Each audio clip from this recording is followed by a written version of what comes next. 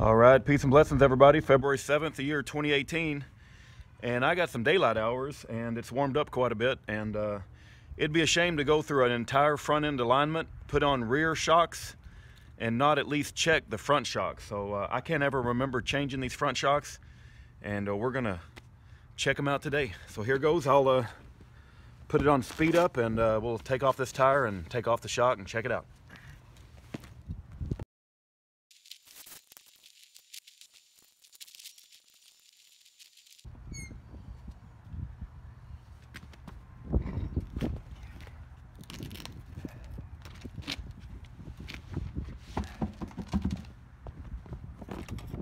Let's take a better look at what we got.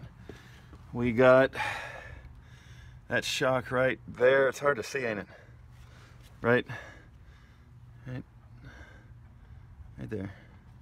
We'll take that bolt off, and it goes up there, right up in there. You guys see that? Right there. So let me go find the wrenches that fit, and we'll take that out and see how it looks.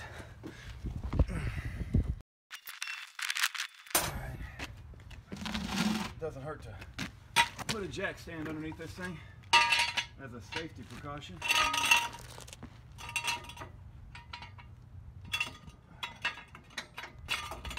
There we go. Get a jack stand as a safety precaution, and see what size wrench it is. Nope. Maybe it's a 3/4. Yep. It appears that it's a 3/4.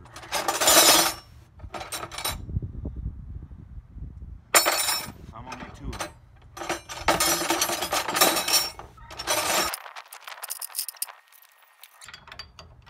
Okay, I need another 3/4. Okay, looks like you're gonna need, you guys see that? Man, it's hard to see on this camera. 3/4, you're gonna need 2 of those.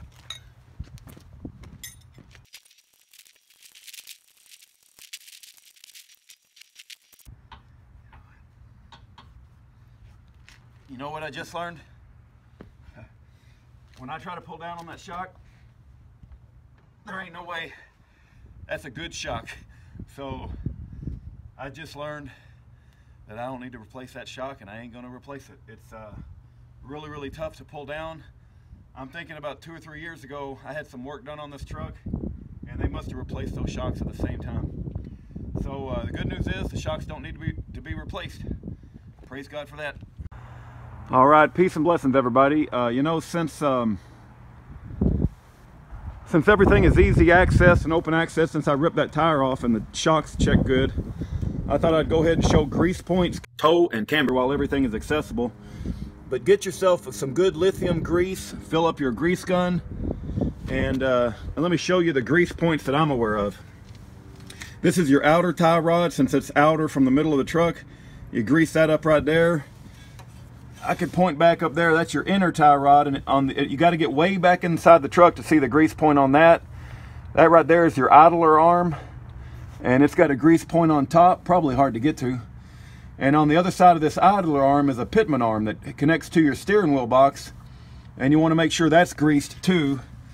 You got camber point A. This is camber, not caster, and not to be confused with toe, but that's your camber grease point A. Camber grease point B right there. So you got 2 of those, A and B, and then you also got your upper ball joint right there. And then if you go on the very, very bottom, it's hard to see, but you got a grease point. You got a grease point on your lower ball joint, and that holds your wheel assembly in place. So you got how many outer and inners? 1, 2. Idler and pitman arm is 4. A and B camber is 6. Outer upper ball joint is 7. Lower ball joint is 8. That's at least 8 grease points, and there may be even more that I'm overlooking. And then I wanted to show, I don't really care so much about caster. My main focus is toe and camber. But if you want to adjust toe, you got to loosen this up and turn this adjustment sleeve. You got to loosen up the other end too before this thing will turn. This was what was stuck on me earlier. So I've adjusted my caster. I've adjusted my toe. This is how you adjust toe. And so I think I've got that about right. And this is my camber. This pushes the top of the wheel out or in, depending on how you move it. And there's these little bolts. These things, if you see them, there's a little bolt right there. And when you turn one of the nuts, this thing slides and moves the whole assembly in and out. And they're called your camber pivot points. There's it right there. That's very important not to lose that, not to let that come out. Otherwise, you got to go buy another one. But that's your camber adjustment. You got your toe adjustment. I don't ever mess with caster on this truck. I just assume it's right. And then you have your greasing points. And so the shocks are checking good. I believe I've got everything greased that I can grease. And I'm going to go with the front end alignment the way that it is now. And praise God, have a great day. All right, you know what? I just thought of something else I wanted to show you guys and put in the same video. So you take a metallic wall that you think is level. And that's pretty dang level, right? So I'm going to go with this wall being level. And then you get one of these camber tools. This is a tool you can buy at your auto parts store, and let me bring it down to get a better camera. And then you'll want to get that bubble. Is that bubble? No, it's not. Really hard for me to. Yeah, that's pretty dang good right there. Yeah, that bubble's in the middle. And then you want to get this. There's an adjustment screw. You see that screw right there? So I'm going to put my hand on it, and we're going to make it so that the bubble is right on 0. You guys see that? Maybe it's better to hold a camera like that. There you go. Yeah. So you got the bubble right on 0. That bubble's pretty dang close. And so you know the wall's level, so now you've just calibrated your tool. You take your tool over here.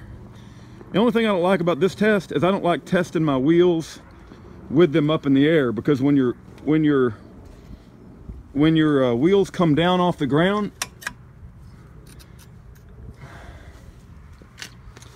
so you got to get the bubble again on the outside.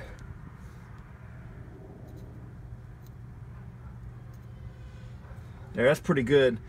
Now this camber is set at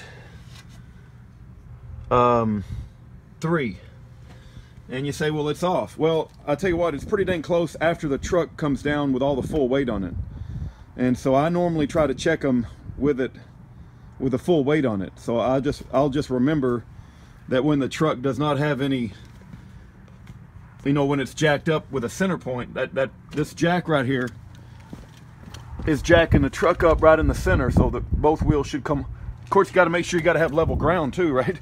But anyway, this camber tool can be very helpful, and I just wanted to show you guys that too. All right, I keep saying I'm going to end this video, but I just wanted to show one last thing.